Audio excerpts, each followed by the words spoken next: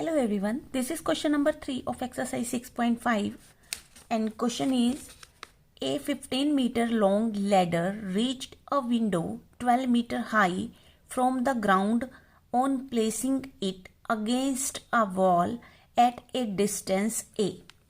Question है कि एक 15 मीटर की जो लैडर है, लैडर मीन्स सीढ़ी, जो सीढ़ी है वो एक विंडो तक जाती है। अब ये दीवार है और यहाँ पर एक विंडो बनी हुई है और दीवार से ग्राउंड फ्लोर से दीवार की जो हाइट है विंडो तक की वो कितनी है, 12 मीटर हाइट है।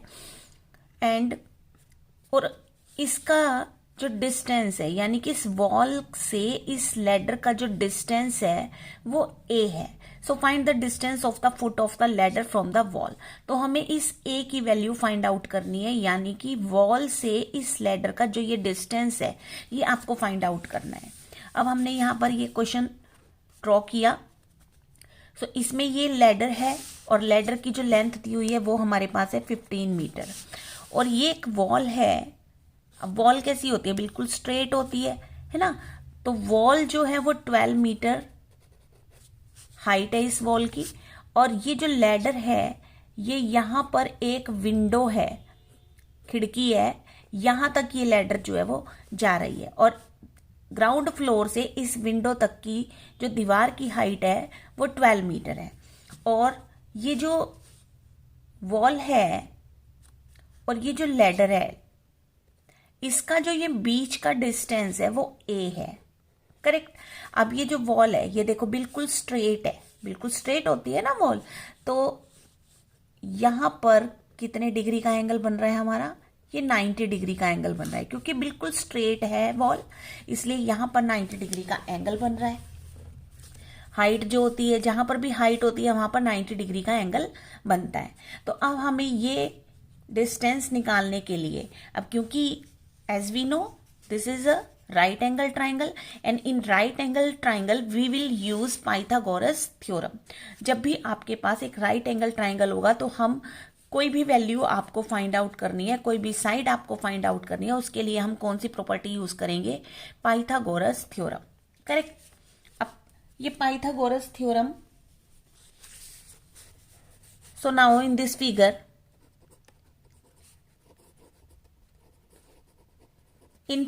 इस फिगर में हमें क्या दिया हुआ है ये देखो।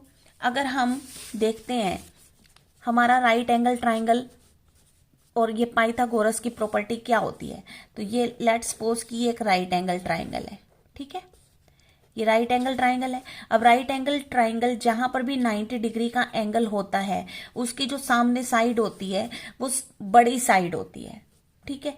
और ये जो 90 डिग्री का एंगल बना इसकी ये जो 2 साइड्स होती हैं ये छोटी साइड्स होती हैं।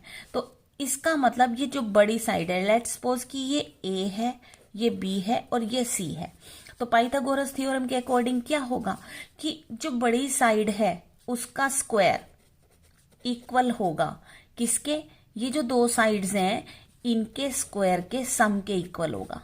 तो ये होती है हमारी पाइथागोरस थ्योरम, करेक्ट। यानी कि ये बड़ी साइड है हमारी, ठीक है, ये लार्जर साइड है और ये जो 2 साइड्स हैं ये स्मॉलर साइड्स हैं, इसकी छोटी साइड्स हैं। तो 2 छोटी साइड्स का स्क्वायर करके उनका सम करेंगे तो वो बड़ी साइड के स्क्वायर के इक्वल आता है। तो यही हमारी पाइथागोरस थ्योरम होती है। तो अब इसमें ये जो लैडर है, अब ये देखो ये तिरछी है और ये राइट एंगल है, राइट एंगल के सामने कौन सी साइड आ रही है, ये वाली साइड आ रही है, तो इसका मतलब ये बड़ी साइड है। बड़ी साइड, इसको हम बड़ी साइड को हाइपोटेन्यूज भी कहते हैं, ठीक है। तो हाइपोटेन्यूज वाली साइड जो है वो बड़ी होती है। तो अब ये जो साइड है इसका मतलब इसका स्क्वायर इक्वल होगा इन दोनों के स्क्वायर के सम के इक्वल, करेक्ट। यानी कि इन दोनों के स्क्वायर का सम करें तो अब क्योंकि इसमें हमें ये वैल्यू, इन दोनों में हमें ये वैल्यू फाइंड आउट करनी है तो इसे हम अपनी लेफ्ट साइड पे रख लेंगे। तो यहां पर होगा a स्क्वायर प्लस 12 मीटर यानी 12 का स्क्वायर इक्वल होगा किसका, 15 का स्क्वायर।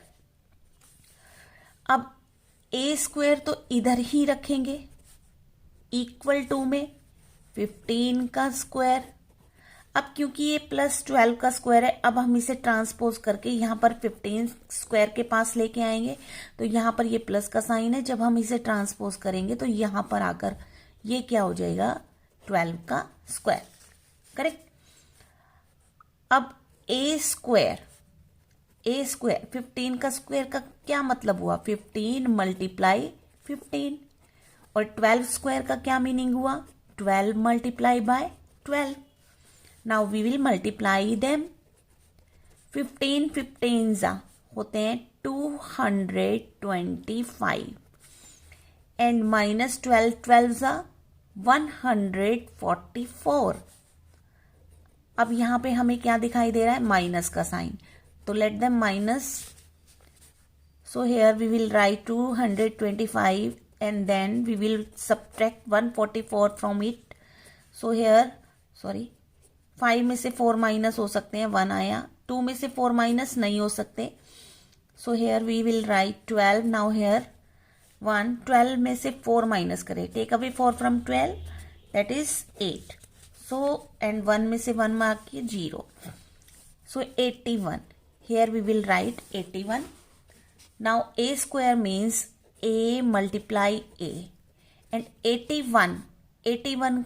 81 के अब हम क्या निकाल देंगे यहाँ पर प्राइम फैक्टर्स निकालेंगे। तो प्राइम फैक्टर्स निकालते हैं इसके 81 के।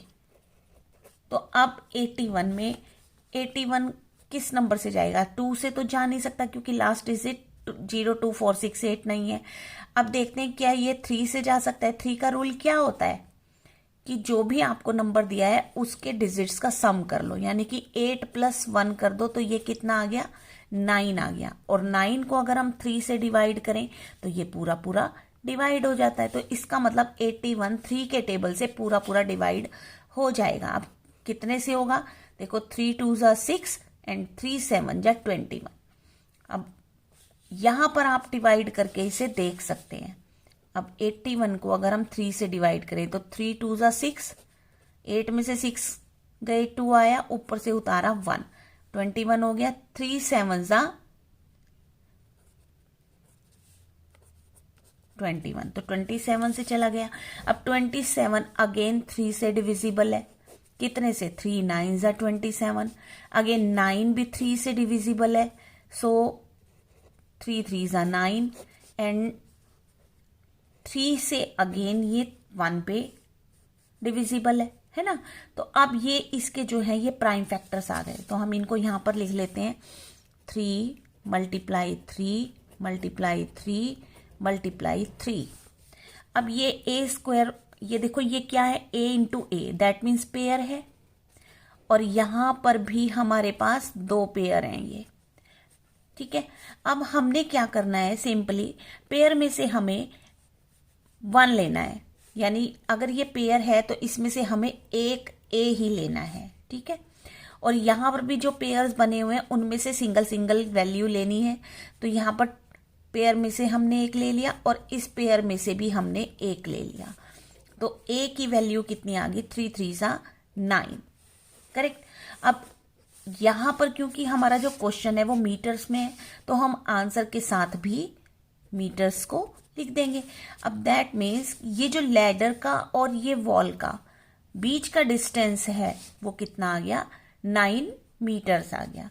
तो यही हमारा क्वेश्चन था, ये डिस्टेंस ही हमें फाइंड आउट करना था। ओके, सो ये हमारा आंसर होगा कि a की वैल्यू आ गई 9 meters, correct. So this was your question number 3। मिलते हैं फिर नेक्स्ट वीडियो में। Thanks for watching.